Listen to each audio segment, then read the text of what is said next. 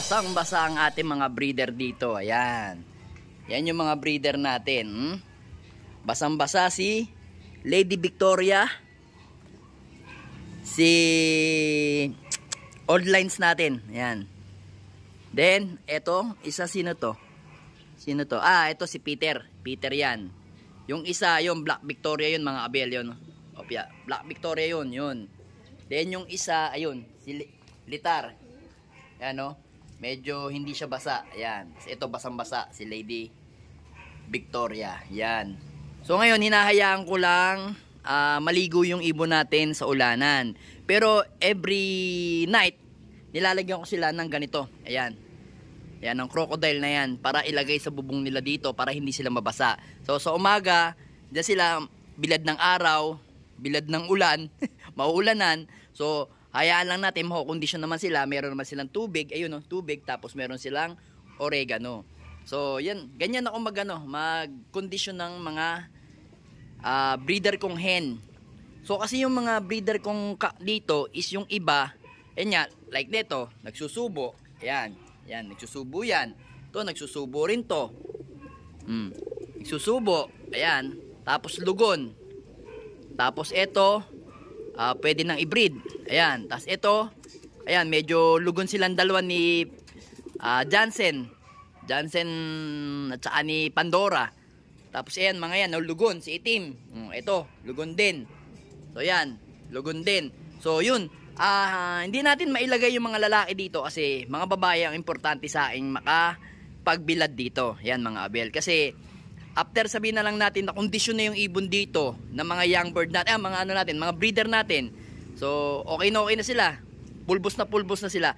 Yung mga yan, ililipat ko naman yan dito sa mga barako. Yung mga barako naman, ang ibibilad ko dito ng 1 buwan o 2 buwan. Sila naman yung mabibilad dito. So, yung mga hen, pag na-kondisyon na, kasi lugon din sila, kakatapos din nilang magsubo, kaya kailangan din natin silang i-condition maigi dito. Kaya ganyan, ang dali nilang mabasa. Kaya ang gagawin natin, sila naman yung papalit dito at yung mga kak naman dito. Yan. Ganyan ako mag-condition ng mga breeder natin. So, kaya nagiging yung mga breeder natin, nagiging makunat sila. Kumbaga, makunat sila sa sakit kasi yun nga, bago natin sila gamitin, binibilad natin sa araw, maulanan o maarawan, okay na okay sila. At least hindi sila naninibago. Kumbaga, magiging maganda yung kanilang condition kasi nakakalipad-lipad din sila. Yan, ganyan.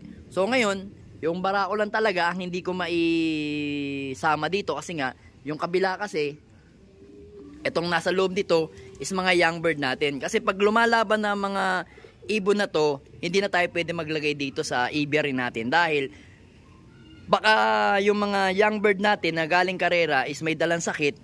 Kung ano nainom, makakainom din yung mga mahahawaan yung mga breeder natin. Habang wala pang karera, kaya dito ko sila nilalagay. Kalimitan kasi ang breeding ko, kasi meron na tayong singsing ng pare, 8 at saka PUF na 6. So, ang mangyayari niyan, ang breeding natin by October, November pa naman. Yan. Kaya, maire-ready natin silang maigi sa paparating na breeding ng North Race. Bale, ilang singsing? 8 at saka, bale 14 singsing. Ayan, 14 singsing ang gagamitin natin sa 2 club. Then, pag natapos na rin tong mga to, lipat na rin sila dito sa kabila kasi meron pa tayong 2 south dito. South natin, ayan, south natin, ayan. Yan si Litar. Tsaka, yun, si Peter B, ayun. 2 yung south natin ng BBC. Then, eto, TGRC na to. Tapos yun, ayun. May TGRC rin tayo doon, no? Ayun, no? Ayan, nag-iisang TGRC yan. Yan, nag-iisang young bird niya. Then, wala na. Maghahantay na lang tayo mapisa dito. Yan.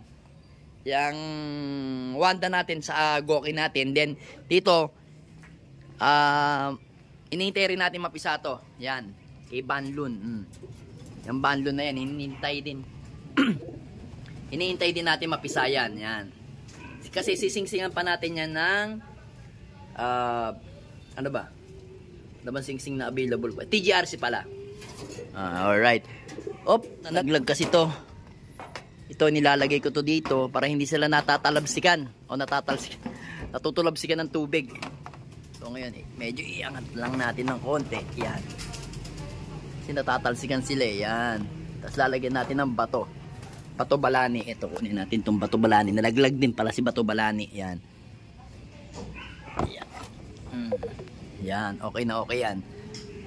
Kopong-kopong lang yung bahay nila. So ito mga ibon natin dito is okay na okay naman. Yan o. Yan. Malapit na ang karera ninyo. South. Yan. Yan yung si paliling natin. Hihilahin natin mamaya yung ano niyan, leg niyan. Ayan. Mga ibon natin, no? Kondisyon.